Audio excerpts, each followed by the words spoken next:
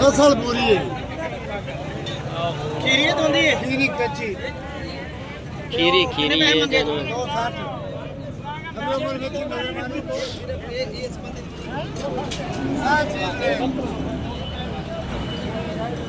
आ जाओ रे 260 डिमांड बच्ची दी। मेरे साढ़े को सीमान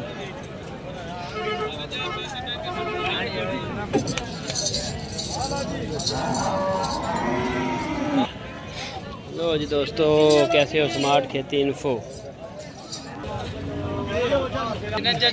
कटियां 5 साल लगते थे कटियां कटी का टाइम पीरियड ही बेबहा होंदे ने।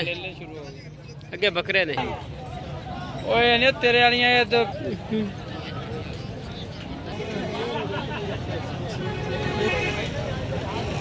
हाँ जी दोस्तों, स्मार्ट खेती इन्फो चैनल में खुशामदीद आपको कहते हैं।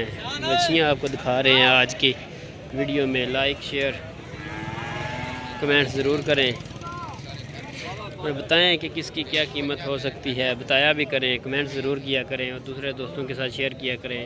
जो दूर दराज के इलाकों से दोस्त आते हैं, चौक आज़म मंडी में मंगल को मंडी लगती है। बच्चियाँ कटियाँ बकरे हर किस्म के जानवर अवेलेबल हैं। ओए होए कच्ची खीरी डिमांड की है जी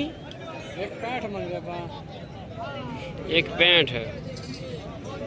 और दोस्तों बहाने स्मार्ट खेती इन्फो के उत्ते वैरायटी माशाल्लाह जी माशाल्लाह। की रेट होना चाहिए इन्होंने जोड़े का दसो, कमेंट जरूर करया करो। अगली हाँ ए भी वे मूर्तां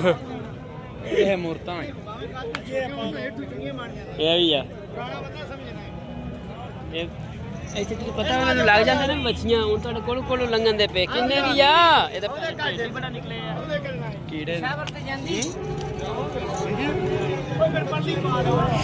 ये आहो पेट च कीड़े ने। ये पूरी मंडी च नस्ल होनी ही नहीं, माया भी यही होनी है। वो जेड़ी बच्ची हाथ में हाथ पाया वो माया भी आंदा पूरी मंडी च तो अलावा है ही कोई नहीं। सानू तो यह समझ नहीं आती, जिन्हों आख्या उन्हें आख्या है ही मंडी दे विच बाकी माल ही कोई नहीं। की डिमांड जे यार तो माड़ी गल नहीं 85 85 तो माड़ियां ने।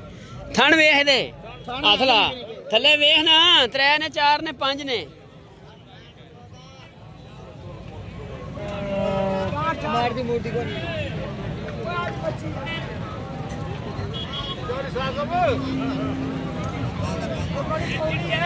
और चेक करो ना थान किन्ने ने।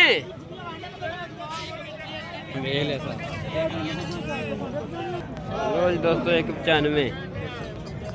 लो जी दोस्तों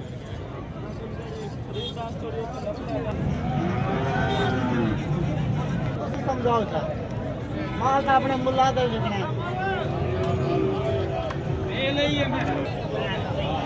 जी दोस्तों है अली देखो की डिमांड होएगी। कमेंट ज़रूर करो, तुहानू बेहतरीन नवी वैरायटियां पे दसने हैं। कमेंट्स ज़रूर किया करो। 35 वाला हाँ